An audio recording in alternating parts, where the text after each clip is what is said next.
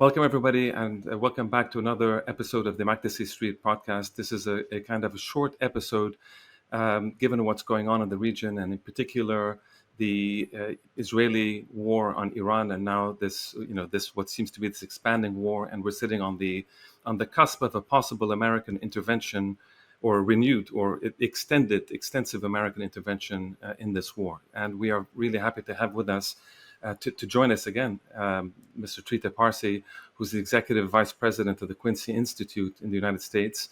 He's an award-winning author. He's written extensively, in particular on U.S. foreign policy in the region, but also on Israeli-Iranian relations. So he's really the best person to try to understand what's going on today. But before we get into the analysis, Trita, we know that you were born in Iran and you have family there. So could you just tell us, how things are for you in a kind of personal level? Thank you, Karim and Osama. It's obviously tremendously good to be with you guys. These are difficult times, of course, and I shouldn't tell you, mindful of what has happened in Gaza and Lebanon, and this is unfortunately probably just the beginning. But I would say, it's been difficult for everyone, and I would say that people in Iran in general tend to be in a state of shock because this came really unexpected. War has always been looming in the background, unfortunately, for the last 15, 20 years. But talks were ongoing, and talks were supposed to take place this past Sunday.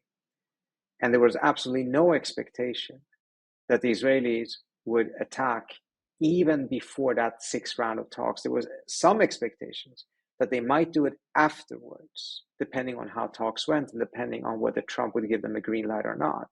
But apparently, Trump gave them a yellowish green light to do so before. And that, I think, has tremendously shocked people in Iran in a way that ultimately I think is also going to be difficult for Trump to manage later on. Because if some form of return to the negotiating table occurs and some sort of a ceasefire or some sort of a deal will be put on the table, we have to recognize that the distrust is far greater between the US and Iran today than it was 10 days ago. And when distrust is that big, it makes a deal all the more difficult. There's a lot of people who think that Iran is in such a weak position right now that it may have to figure out how to capitulate. I'm not of that impression. I think there is some misperceptions of exactly what's happening. I'm not in any way, shape, or form saying that Iran is winning or anything like that, but I don't think the Iranians view themselves in any way, shape, or form close to a position in which they have to capitulate. But let's assume that they are, or let's assume that they will be. It's the equivalent of them being surrounded in a house. They're completely outgunned, and the forces outside the house say, throw away your guns, raise your hands, we will not shoot. Well, the only way they will take that seriously and actually seriously consider that option is if there is a modicum of trust that if they throw their guns and raise their hands, they will not be shot. I don't think that trust currently exists. It may have existed 10 days ago, but it doesn't currently exist as a result of their perception of Trump's complicity in the manner in which Israel started this war 2 days before a new round of negotiations. So, Trita, if I may ask, can I ask just to follow up, why was Iran surprised by this, in the sense that we've had 2 years of genocide in Gaza? We've seen Witkoff and Trump, and before Trump, Biden, constantly lie and prevaricate endlessly to pursue U.S.-Israeli agenda in the Middle East. So, and we've seen the Israelis have routinely bombed Iranian. They've bombed the consulate or the embassy in Damascus. They killed Haniya in Tehran. They've done this before. So, not obviously not at this scale. But why were they surprised? And in what sense? What does it mean to be surprised? But also, but also just to add to that, the most importantly, the knowledge that over a very, very long time, over decades now, the Israelis have been wanting to get to Iran. After Lebanon, after Palestine, after all these places, Iran was always going to be the place that they were going to try to trip up and attack. So with all that in mind, how is it that they were so surprised? So clearly, they were wrong. I myself was wrong. I did not believe an attack would come before Sunday. In all my conversations with Western diplomats, it was essentially consensus. The conversation was, will there be an attack on Monday? There was no conversation, will there be on Friday? In the few instances in which it was raised, it was immediately dismissed by everyone. So they were all wrong. In some ways, they were wrong together with everyone else. No one expected this. That does not mean, and let me also add a couple of reasons as to why perhaps some of those other examples you raised may not have registered or may have been outweighed by other factors. It has been outweighed, I think, by the fact that Trump came to the table independently of Israel, dragged Netanyahu to Washington, told him in front of the cameras that he's going to have discussions with Iran over his head, over his objections. We've never seen an American president do that before. We've never seen an American president, through his envoy, tell Netanyahu, you have to sign a ceasefire deal or the US will stop arms shipments. This is what happened 3 or 4 days before Trump came into office in the conversation between Witkoff and Netanyahu. Unfortunately, the US didn't follow up on that and didn't manage or didn't try hard enough to make sure that it went to stage 2, which is an important factor, which is there is pushback by Trump in a manner that has never been seen by any other president in recent memory, but it rather swiftly collapses because he's not paying attention to and he's not sustaining it. We've not also seen any time in which the US just pulls out of a war that it started itself unnecessarily with Yemen and does not include Israel in part of that deal. And then when asked, what about if the Houthis attack Israel? He says, I don't care. All of those things create an impression that this is a president that is much more willing to act in his own interest, or how he defines US interests, in contradiction to what the Israelis would say and want. And as a result, it was a strong perception, in retrospect, erroneous, that because Trump had said, I want talks on Sunday, that Netanyahu would not dare to attack prior to that. Having said that, I think it's also fair to say there is a degree of criminal neglect on the Iranian side. Whether they believed Israel was going to attack or not, why did senior military officials sleep in their homes, in their apartments, 2 days before they thought that perhaps there would be an attack? They did that, and many of them were killed and assassinated together with scores of civilians. So I think it's fair to say, on the one hand, they were on the wrong impression, so were many others. Nevertheless, they have a different type of responsibility and was a degree of criminal neglect to the point in which they did not take precautions for their own safety, and they paid the price for it. Trita, you said we're going to come back to the question of Trump and U.S. policy now, but in terms of what's going on the ground today and the way you would read it, I think you wrote recently in your article, which we'll link in the bio, about that. Of course, this initial Israeli attack was hit very hard, and as you're saying, was kind of shocking, and they were not really prepared. But that things obviously seem to have turned, and that the so-called decisive strikes and the decapitation strikes haven't really gone the way that the Israelis and perhaps the Americans might have thought they would, and that the Iranians are now hitting back quite hard, and they're hitting Tel Aviv, and they're hitting all sorts of military and other kinds of bases around Israel. How do you see this playing out? I mean, do you see is this a war of attrition? If we entered a war of attrition and then sort of waiting for America to come in or not to come in, or is the balance of force, balance of power, kind of shifting one way or the other? I think that we are at a stage right now in which the Iranians are holding back and they're not using all of their capabilities, awaiting to see what will happen with Trump's decision, whether he will go into the war or not. I think they're preparing themselves for a potential war of attrition with Israel, regardless of Trump's decision.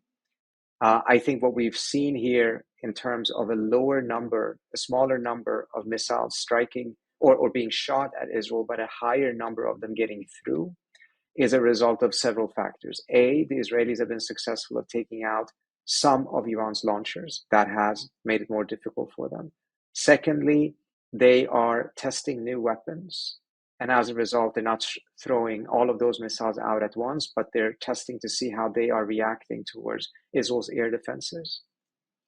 And I don't know if this is D or E, I've lost count, but also if you're playing the long game, you're not going to throw everything out all at the same time. All of these different factors, I think, help explain it. What you hear in the mainstream media is, oh, the Iranians have run out, or the Iranians have no longer the capability to shoot. Their launches are all gone. I think that is a factor in this. It is not the factor, and I think it tells you something in the manner in which what the mainstream media tends to emphasize as an explanation. All of these other explanations are the things I hear from Western officials. For some reason, it doesn't make it into the news. So, Trita, how do you relate the Gaza genocide to what Israel is doing now in Iran in terms of what's the cause and effect, and also what about the tactics Israel have used in terms of just the genocidal tactics they used in Gaza and are still using in Gaza? How do you see that playing out in the case of Iran, in terms of the attacks on Iran? Yeah, in the case of Iran, we have not seen the same level of disregard for international law. There is clearly disregard for international law. Just the attack against the nuclear facilities are violations of the additional protocol to the Geneva Convention, Article 56. This is the basis for numerous condemnations of Russia when Russia has attacked Ukrainian nuclear reactors. And the world and Europe rightfully condemned that. But there's not only been silence from Europe on this point, there has been active legitimization of what the Israelis are doing. The Israel has right to defend itself line that has been so tiring to hear. At a minimum, one can understand perhaps that in the beginning of the Gaza conflict, when it was an immediate reaction to October 7th, perhaps one could see an inclusion of that one way or another. This is a preemptive attack according to the Israelis themselves. It is not a preemptive attack. In reality, it is a preventive attack. It is unlawful. There was no attack by the Iranians. There was no imminence of the Iranians weaponizing. No one is saying that. There's no intelligence service that is saying that except the Israeli. The IAEA is disputing it. The US intelligence is disputing it. So there's absolutely no reason whatsoever, even a false reason, to be able to say that this is an act of self-defense. But that is what every European statement is starting off with. Sorry, I didn't know how I went into that tangent, but going back to the core of your question was... The core of my question was about the relationship between the tactics used in Gaza versus Iran. So I was going to get to that. This is where the Europe angle actually was important. So we're not seeing that level of callousness yet in Iran. We don't know if it will get there. Perhaps it will not get there because unlike the Palestinians, the Iranians clearly have an ability to strike back. And whatever the Israelis do and whatever norms they break in Iran will be broken in Israel. And as a result, there is a deterrence and something that causes them to perhaps be a bit more careful than they were in Gaza. In Gaza, there was nothing. There was nothing fighting back, essentially, that had that capacity. And when that didn't exist, we saw that the Israelis and the West as a whole lifted all restrictions. And this is where I think October 7th is very relevant to this. Once it became clear to the Israelis that under the Biden administration, all restrictions on Israel were going to be lifted, and Israel could do essentially what it wanted. There would be some fake opposition. There would be some feigned opposition. But in essence, all of the laws of war, all of the codes of conduct were essentially eliminated. That opened up the pathway for the Israelis to think this is a fantastic opportunity to try to do things that Israel has not been able to do in the past because of A, absent of Western support, B, absent of Western acquiescence. Now they have both. And as a result, attacking Iran became much more attractive, particularly once they saw that they could wear down Trump as well, despite of his ability to push back and willingness to push back, but not necessarily capacity of sustaining that pushback. And we've seen that in several different instances in Gaza as well. And I think what that means for the region is something we have to ask ourselves. If I was sitting in Turkey, I would be very worried at this point. The former French ambassador to Israel and to the UN, Gérard Araud, tweeted yesterday, if I was a strategist in Turkey right now, I would be thinking about nuclear weapons. Because what Israel is trying to do is to establish its military hegemony in the region. And the Israelis will then be unforgiving to any country, regardless of its regime and intentions, if they have the capacity. Yeah, so the Israelis at this point are seeing an open pathway to establish that military hegemony. But that military hegemony essentially means that they're going to come up against forces that in the past they did not necessarily view as imminent problems for them. But already after Assad fell in Syria and the Turks established their dominance of much of that country, you could start to see how the language of the Israelis changed dramatically. In fact, one US official told me just the other day that in some of the meetings with Netanyahu, he was talking more about Turkey in the last couple of weeks than he was about Iran. That tells you something about the mentality and the objectives here. And so if I was sitting in some of those countries, I would be worried. And if I was sitting in some of those countries that signed the Abraham Accord, I would be particularly worried, because you signed on to something thinking this country was going to protect you, but you didn't ask yourself what protects you against this country. In fact, if I'm sitting in Iran, the first thing I would want is a nuclear weapon, right? Isn't that what makes sense? You're talking about Turkey, you're talking about the nuclear proliferation in the region. I think that's really the only lesson one can draw. So I just want to get your reaction about that, but also just a curiosity, which is how it is that after all these years, the Director General, the IAEA, when they convened, I think it was just a day or two before the Israelis launched their attack. And because I've heard now, and if you could clarify to us what that meeting was about, why they decided to have it, knowing that the Israelis were at least flirting with the idea at that point of attacking, and what it is that because I think there's a lot of misunderstanding that it wasn't they did not come out and say Iran is on the cusp of having a weapon. There was something much more technical than that. So can you just explain the timing of that and as well what that was about? Absolutely. So don't take it from me, take it from the former head of the IAEA, al-Baradei, who tweeted it yesterday, saying that this is creating a situation which you will have more proliferation because countries will need nuclear weapons to protect themselves against the lawlessness that is now being created as the norm under the guise of some sort of absurd Kafkaesque rules-based international order. And in Iran, as you pointed out, Karim, we've clearly seen this. I've never in my life seen spontaneous demonstrations in Iran in which people, ordinary people, are yelling, "We want the bomb." Opinion in Iran has strongly been in favor of enrichment. There's never been any polls I've seen that showed strong support for bomb. It's been growing in the last couple of years because of Gaza and because of the fear that they saw that the West is no longer doing anything to restrain Israel. But now it's just completely changed, both in society and within the elite. You have Iranian scientists and semi-officials on TV urging directly Ayatollah Khamenei to rescind his fatwa against nuclear weapons. And again, this was so predictable. We all knew this would happen. al-Baradei warned about it. Hans Blixt, his predecessor, warned about it, that you bomb Iran, you will ensure that eventually they will get the bomb because you have just solidified a need for a nuclear deterrence. And so much of this, incidentally, was predictable. If I can go back and try to say what I think was the trigger of this conflict, is that Trump started the negotiations with a much more reasonable American red line of saying no weaponization. Halfway through, under pressure from Israel, he changed the goalpost and adopted the Israeli red line, no enrichment. And the Israelis pushed this, knowing very well that this would cause a collapse of the talks.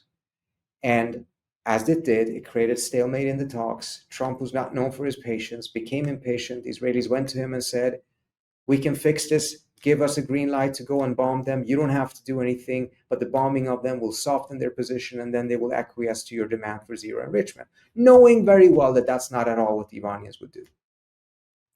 And predictably, that's not what the Iranians did. Instead, they fought back. And within 24 to 48 hours, the Israelis go back to Trump and say, we told you that we will take care of it on our own. You know what? Why don't you step in and fix this for us? Again, predictable and by design. And the original sin is that Trump caved to the Israelis after having stood firm against them in the beginning. And this is the pattern I'm talking about. We saw that in Gaza. We saw that in Lebanon. We're seeing that in Iran as well. He takes positions that actually are America first as he defines them.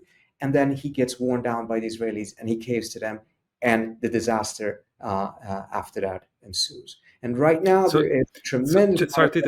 Sorry to interrupt you there, but so you don't buy that this was like a great deception that Trump and the Americans have been building up. You're saying that this wasn't Israel pushing, Trump wanted something else. I say that with confidence, based on my own conversations, extensive with the administration. This was absolutely not by design. There was a shift in his position, both when it comes to enrichment and then later on, about 7 or 10 days ago now, there was a shift. It's a shift that is incidentally not popular. It does not have strong support within the administration itself, and it clearly does not have support in the America First movement. I'm sure you have noticed how Charlie Kirk, Tucker Carlson, Steve Bannon, all of these people are up in arms against this, and have actually even been up in arms against the enrichment shift as well. Tucker Carlson had a tweet in which he pointed out that this is an untenable position that would only lead to conflict. Now, going to the IAEA report, which the Iranians are immensely angry about, the foreign minister of Iran, Zarif, today tweeted, blamed Grossi for what Israel is doing because of the language. So Grossi is the head of the IAEA. Grossi is the head of the IAEA. The IAEA report essentially says that Iran is in violation of some of its safeguards obligations. That's very different from saying that Iran is building a nuclear weapon. The formulation in the report is saying that there's no evidence that they have seen to be able to determine that Iran is building a weapon, but it's still weaker language than they had before, which does not seem to be fully warranted by some, and certainly the Iranians don't believe so. Whether the IAEA was in on it in any way, shape, or form and trying to prepare the ground for what the Israelis are doing, I have not seen any evidence for, but the Iranians clearly seem to believe that there is at least some sort of a play between the two sides. Or perhaps they're saying these things because they want to put IAEA on the defensive, because there's a likelihood that the next resolution at the Board of Governors would actually send Iran to the Security Council. And now they're going on the offensive, discrediting the IAEA ahead of that step. I don't really know exactly where the truth falls on this issue. But what I can say is the IAEA did not say that Iran is in violation of the NPT in the sense of building a nuclear weapon. The IAEA did not say that they fear that the Iranians are building a nuclear weapon or that they have evidence for that. They said that they don't have enough information to be as confident as they need to be that the peaceful nature of the program is being sustained. Even that, according to some, is too strong of a statement given historical reports from the IAEA. And to be clear, Tita, sorry, but just to be clear, even if the IAEA can kind of come out with some kind of condemnation, however this is sliced, the Israelis have absolutely zero right to kind of go do some kind of preemptive, unilateral, whatever kind of attack. That would have had to go to the Security Council and go through that kind of process. Absolutely. Just to be very clear about that. There's no way this situation, particularly mindful of the fact that the Israelis even said things such as they were rushing to it, but they have even admitted that they wouldn't have a weapon even if they were rushing to it until 2026. There is no scenario in international law in which we are sitting in June 2025 and 2026 is an imminent threat. And it has to be imminent in order to be able to invoke anticipatory self-defense. So there's just no basis for this whatsoever. Yeah, that's clear, Trita, and also the fact, of course, the elephant in the room is that Israel has nuclear weapons and has invaded and bombed all sorts of countries around it for decades. So, a couple of questions, Trita, if I may. Sorry? Literally every country around, more or less. Yeah, and now Iran and Yemen. And so, the question I have for you, Trita, is what is your thought on the sort of the discourse, the hope that this would lead to quote unquote regime change in Iran, in the sense of banking on both exiles, especially the royalists, in America, and also the fragmentation in Iran, the idea that the regime is extraordinarily unpopular and therefore a kind of an attack on Iran would lead to what happened in Iraq in that sense. And that's one question, and then I have a follow-up. Or Syria, or Syria, for that matter. So I think it would be more of a Syria case than an Iraq case, because in the Iraq case, it was actually regime change. There was an effort to install the new government. As you all may remember, there was also an effort to change the Iraqi flag to one that was blue and white, and it created an uproar. So that's a case in which you invade the country, you change the regime, you install a new regime. We don't have examples of regime change occurring through air bombardment. It requires ground troops. Now, I don't think regime change is what the Israelis are doing. They are doing something in some ways much, much more devastating and destabilizing. And that is regime collapse. They're seeking to collapse the regime without having any effort or design to install a new one, knowing very well that it will lead to chaos. They will simultaneously and are currently supporting secessionist movements in Kurdistan, in Baluchistan, and they essentially want chaos to come after this and let that chaos fester. That is a far less costly approach from the Israeli standpoint than regime change. You don't own the outcome because you have not claimed that you're trying to create a new and prosperous Iran or anything of that kind.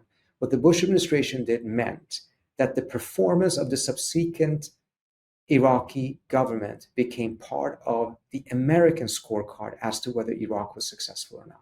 But if you just do regime collapse, your objective is just to collapse the regime. You're not taking responsibility for what happens afterwards. Now, can the regime collapse? It certainly can. This is a deeply, deeply unpopular regime, but it's also a regime that currently is benefiting from the fact that there's been a massive rallying around the flag phenomenon, which again was predictable, similar to what happened in Israel after October 7th. There was a rally around the flag, but not a rally around Netanyahu effect. That continues to be the case there. If it collapses, though, it does not appear likely at all that there could be any other entity that could take over Iran, but some entity within the existing regime, within the existing security services, the IRGC or other elements of its armed wings. There's no examples of a country like this collapsing and then peaceful NGOs taking over. That's just not likely to happen, but rather it will be elements within the existing regime who, in my prediction, are more likely to be more hostile and more determined to get a nuclear weapon.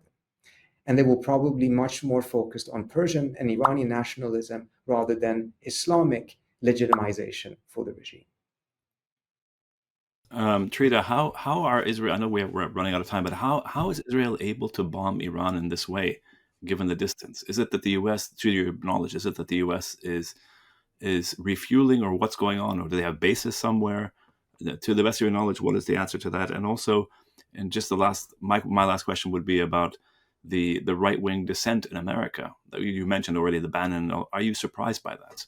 Mm-hmm. And to what extent do you put any kind of faith in that kind of right wing? Ultimately, it's also Islamophobic as well. It's not that they're pro-Iran in any way or pro-sovereignty or pro-anything.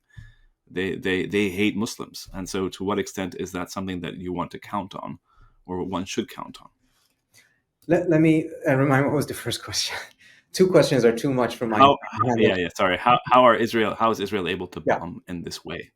So the Israelis are getting refueling support, and these F-35s were specifically designed to be able to do longer distance attacks. Again, this is American weaponry. There's a lot of American intelligence. There's a lot of American support. Everything we have seen, from what the Israelis have done in Lebanon to what they've done in Gaza, is not been Israel alone. They would run out of munitions within 5 days if it wasn't this constant resupply from Germany and from the United States. So that's very crucial to understand. To the best of my knowledge, no country is aiding Iran right now. So it's completely alone. And secondly, it's also very important to understand that the Israeli intelligence services had very successfully penetrated the country. And there were drone attacks taking place from inside the country. There's been a lot of arrests of numerous cells. The Iranians believe that they will have rooted it out within a couple of days. I don't know if that's true or not. But similar to what you saw in Russia, in which there had been penetration by the Ukrainians deep inside of Russia, and then from there attacking those Russian air bases with drones, almost identical to that has happened in Israel, which of course raises questions to Iran. How come these two things are so identical, and what is the connecting similarity between them? And of course, that's the United States. That's how they perceive it. So this is part of the reason. I would also have to say the Iranians have never been particularly good at their air defense systems. So I don't think there was any conversation before that said the reason why Israel cannot take out Iran's nuclear program is because of Iran's air defense system. That was never the calculation. The calculation has always been that the reason why it's difficult for the Israelis is because it's so deep underground. They have the knowledge, they can reconstitute it, things of that nature. Air defense systems have never been a big part of the calculation. On the question of the rights, I'm not surprised at all. This has been an ongoing process that has taken place for more than 10 years. Since Trump himself came in, a strong festering anger amongst Republicans, red districts, against these unnecessary wars.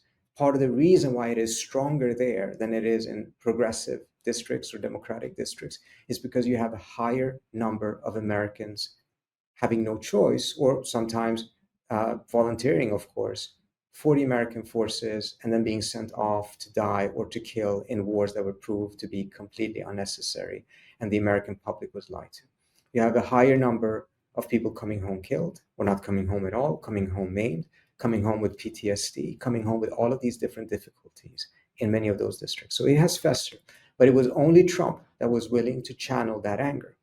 And even when it comes to what happened on the Democratic side, Bernie was channeling a lot of the anti-war sentiments on the left, but you didn't see anyone that was not seen as an anti-establishment candidate actually doing so.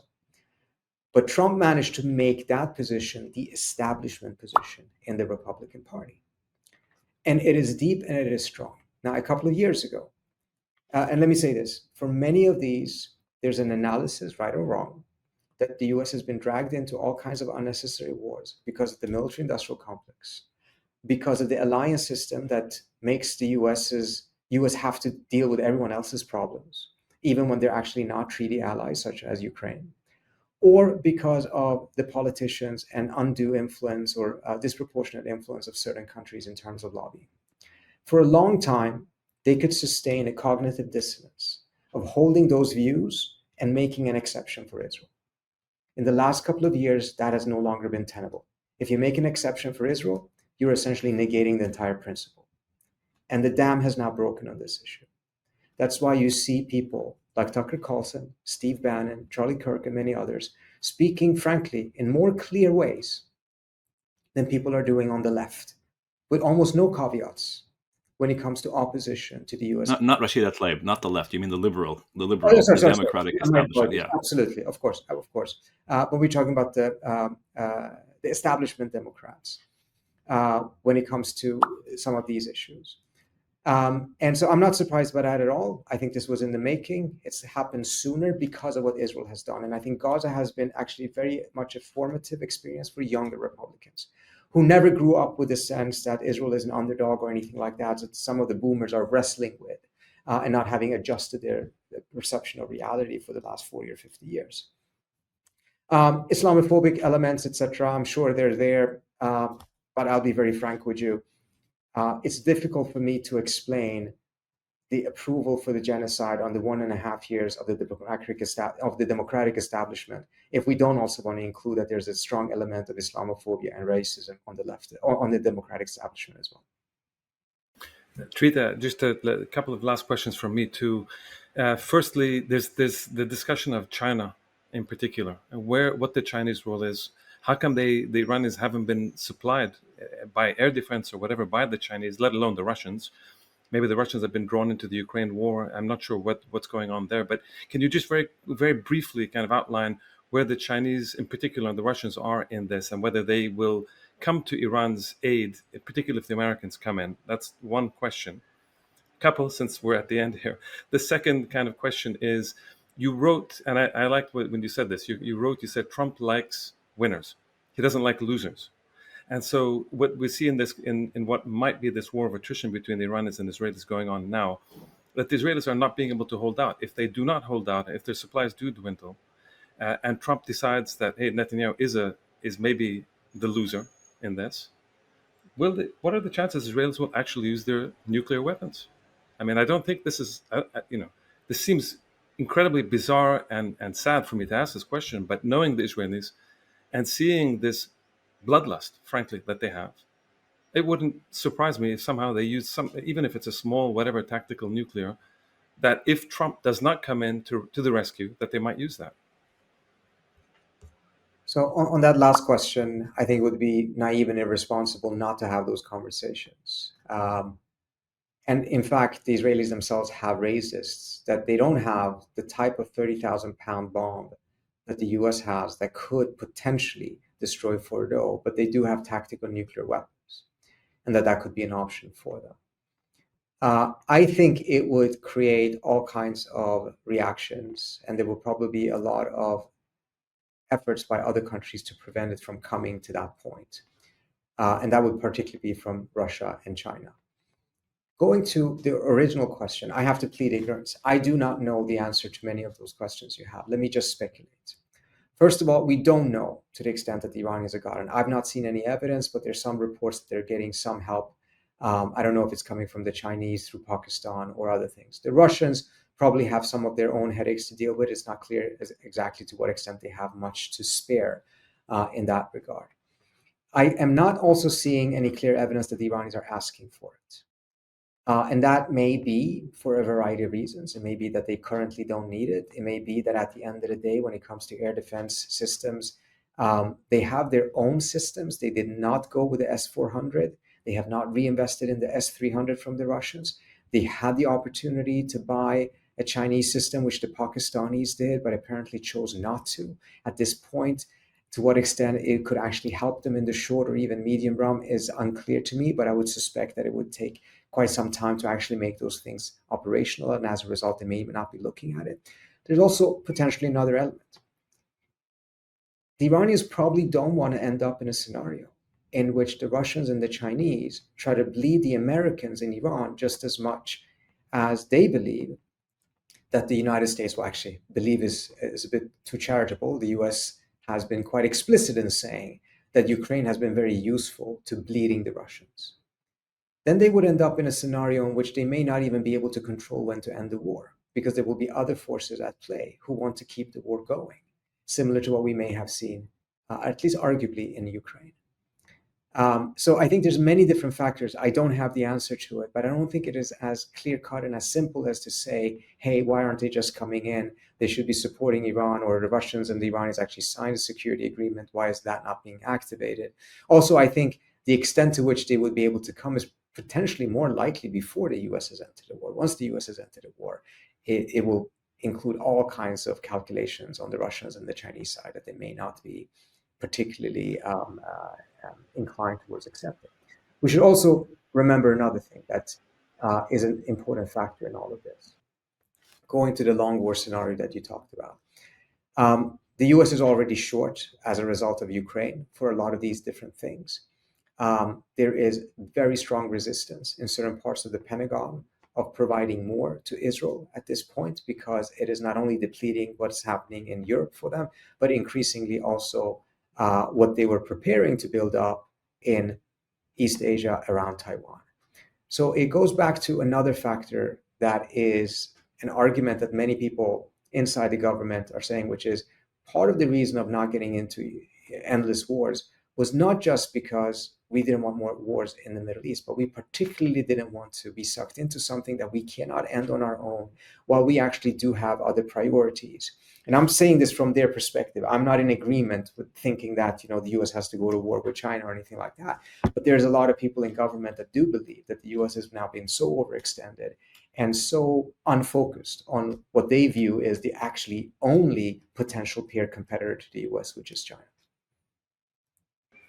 Okay, Trita, thank you so much. As this unfolds, and if the Americans, it seems to me that if the Americans do intervene forcefully, it'll also suck in potentially Hezbollah in Lebanon, and we go back to this much broader war as well, and uncalculable kind of damage and violence and death. This is in addition to the Gaza genocide, which we have to point out continues as we speak. So thank you so much, Trita. We really appreciate you coming on. Thank you so much. I appreciate it. Thank you, Trita. Thank you. Okay, Osama. So, what did you think? We had this kind of quick discussion with Trita, and there's so many things that we spoke about, and that we needed to push him a little bit more on, but we didn't have time. But what do you think? Yeah, no, I think it's an important discussion. Obviously, I mean, things are unfolding so quickly. Of course, I think Trita is excellent and very sober in this analysis. The one thing I was surprised by is the fact that he said that the Iranian government was surprised by the Israeli attack, and that's still something that I'm sort of surprised by, given the fact that the Israelis have been not only belligerent and bellicose vis-a-vis Iran for decades, but also they have been sort of devastating and destroying and attacking and violating international norms and international law and carrying out a genocide, and nothing stops them. So why would the government in Iran have been surprised by an Israeli attack? That's still something I myself am surprised by. And the other thing, Karim, we didn't have a chance to talk about this, but to what extent do you think Trita? I mean, Trita, we don't know. We should have asked him. But to what extent are you surprised by the extraordinary level of official European racism in their official communiques? It's beyond Orwellian for them to say what they're saying publicly, from the I don't think Germans the to the French to Europeans. the English. I mean, I officially, I'm don't talking think. about the official. I don't think anybody takes the Europeans seriously. I don't think they have much of a voice in this. They're neither here nor there. What was a Maybe. bit more concerning, and this is what I asked Trita about, was the IAEA, the International Atomic Energy Association, which had this meeting.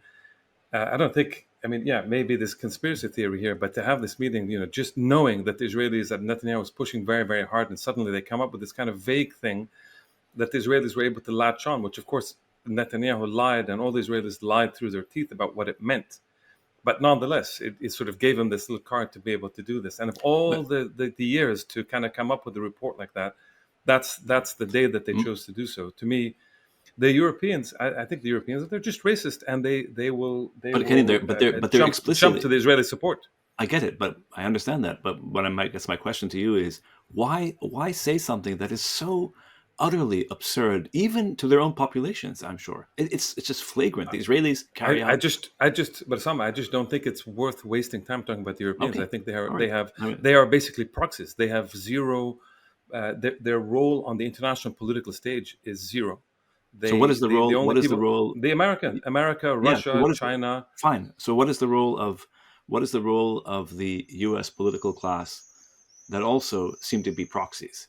In the sense that I heard Ted Cruz yesterday. You saw the Ted Cruz interview with Ted Cruz and Tucker Carlson. Tel Aviv Ted. Whatever, call him whatever you want. It's just the idea. He kept saying, well, Iran, and this is like the mantra you keep getting now, Iran is the greatest strategic threat to the United States. Iran is the greatest. Kamala Harris said it as well in an interview. Kamala Harris said, what kind of talking point is this? Somehow, this is APAC. I think we've had these discussions. I understand. This is the whole tail, wags the dog thing, and APAC, but I think they also genuinely. I don't think they're genuine. I think they're quite cynical. But I think the fact that they're racist and they're anti-Muslim and anti-Arab, and I don't think they know the difference between Arab and Iranian or whatever, but this whole kind of anti-West Asian kind of worldview makes it very simple for them to be able to switch that on. I mean, these platitudes, these absurd sort of lines that they come up with. They're totally absurd kind of lines. And but I think what is interesting, what Trita mentioned, and yes, the whole Tucker Carlson, Steve Bannon and others, influencers, and the kind of, and some in Congress, etc. This kind of the so-called America First kind of crowd are quite seriously pushing against it. I mean, this isn't just a couple of op-eds, this was pushing very, very hard, and they're making it very explicitly clear. And I think they understand. And this is what I thought was very interesting, what Trita was saying about, trying, if it's humanly possible to get inside Donald Trump's brain, and I don't think anybody can, including himself. The guy clearly flip-flops. I think the guy clearly flip-flops. And, if you go with the path that Trita was saying, which is, unlike what some other people were saying, which is that, some people are saying, Trump and America was in from the beginning. Even the trip that they did to Saudi Arabia and the Gulf, where, he attacked the neocons, and he said, no more intervention. It said that this is all part of the ruse to make Iran and others kind of feel, kind of disarm and they say, okay, we're going to negotiate. And then there'd be this surprise attack. My feeling is that that's not true. I agree with Trita that this is something that Netanyahu, through the lobby, through Netanyahu personally, kind of went in, played with Trump's little mind, got him to, in the negotiations, got him to go from, yes, you can have, in plain English, you can have civilian enrichment. You can have enrichment, civilian enrichment. You can't have, No. Yeah, but you can't have, not this idea of going to zero enrichment, so therefore total surrender, basically. And then suddenly, through Netanyahu, he says, no, now it's going to have to be zero enrichment. You can't get anything. That, of course, hardens the position of the Iranians. Then you have Netanyahu coming whispering and saying, okay, we will just let us do this thing. And if we do it, and we do this kind of incredible attack, like we did to Hezbollah, like we did with the pagers, we did that's, I think some of you asked about Gaza, but I think it's much more the Lebanon model that these guys were following. We do this surprise thing, pager attacks, Nasrallah attack, assassinations, decapitate, and you put them in a position where they will, this is what they're telling Trump, where they will accept a surrender treaty. But as you told me, and then drag him in even further. No, fair enough. But as you told me that in Lebanon, the Israeli attack on Lebanon itself largely failed militarily on the ground. So we were saying here, two different things. There's the pager attacks and assassinations; those worked. Yeah, and they were both psychologically, militarily, they worked a lot. Yeah. What they failed in was then capitalizing it in terms of occupying, in terms of taking their 40, 50,000 souls, whatever was amassed at the border, with the decapitated Hezbollah, with Nasrallah having been killed, with a lot of the pager things. They could not get through a few meters on the Lebanese border. Same thing here. Sorry, just to interrupt, but the same thing here, which is, here we are, decapitation, surprise decapitation, etc., etc. But then when it comes to the bullying part, when it comes to, okay, we're going to go in and then continue this thing, the Iranians now respond. And the Iranians, I'm not going to say are winning, whatever. I don't know who wins in these things. But certainly you're now in this war of attrition where the Israelis are being hit, and they're being hit quite hard. So now what does Netanyahu do? He goes and he cries to Trump. He says, oh, I need your help. We need you. We need you. We need you. And we'll change, and you will go down as the great leader who was able to reshape the Middle East. They play with the guy's mind. Yeah. But what's, Ken, the last thing, can I just say the one thing I want to ask you, what's interesting that we didn't mention whatsoever in any of this, in this discussion, neither with Trita nor now, the Arab governments. Look how completely and utterly and totally absent, vacuous, complicit the Arab facade is. The Arab governments are completely out of the picture. It's astonishing, isn't it? It really is incredible. I mean, yes and no. In this particular situation, now you have the charade of MBS and the Saudis and others calling Iran actually and supporting and saying, we're against Israeli aggression. Yeah. So, I'm sure they are. I'm sure they are against it because it's going to destabilize this region. Yes, of course. So they understand that, and the last thing they need is the Iranians to go and attack Aramco and of course, and all these other kinds of very easy and soft targets that the Iranians and the Yemenis and others can hit. And if the Iranians were to have been defeated very quickly, I'm sure that position would change accordingly. So of course it's in their interest, but the idea is, okay, they're supporting a consensus, which is to say the Israelis shouldn't attack, and you need to have a negotiated settlement. So, in this particular instance, what are the Arabs supposed to do? And on Palestine and Gaza, absolute complicity. In Lebanon, absolute complicity. Syria, so that's a different thing than Iran. But complicity suggests that the Arab. This is for another show. We need to wrap, but and we need to do this show, Karim, at one point. But the Arab states, the idea of saying complicity suggests that they actually have sovereignty. I mean, like the whole point of the Arab system, I really think, is that it was created as a facade. Obviously, things change over the 20th century and where we are today, but the Arab governments play exactly the role. I mean, this is what's so stunning to me, is how completely irrelevant they've become. When they had relevance, when they resisted colonialism, that's when they actually had some relevance on the global stage. Anyway, Karim, but just before we wrap, because I think this is just one point that I want to make about Trump, which is if one can find anything, I don't want to say positive, because in these days it's difficult to say positive, but because Trump is so easily manipulated, and the way Netanyahu has manipulated him, Trita mentioned, and I think in his article, and I kind of referenced it, which is that he doesn't like losers. If he feels the Israelis are losing, he might then say, okay, let's go for an agreement. I mean, the guy can flip-flop from one thing to the other. No, that's clear. And that's why he's so destabilized and so destabilized, and such a dangerous person to be able to switch around so much. And Netanyahu has done what he's done to all these previous presidents, which is he's played with their minds, changed U.S. policy, and now the U.S. is on the cusp of doing something. A guy with an international criminal destructive, a criminal court arrest warrant out for him. That's what's extraordinary. Absolutely. And then you have Randy Fine and Ted Cruz and all these honestly these are truly insidious politicians, talking about how much they love this guy. It's incredible. All right, Karim, listen, thank you again. Okay. We'll talk soon. Take care. Bye-bye.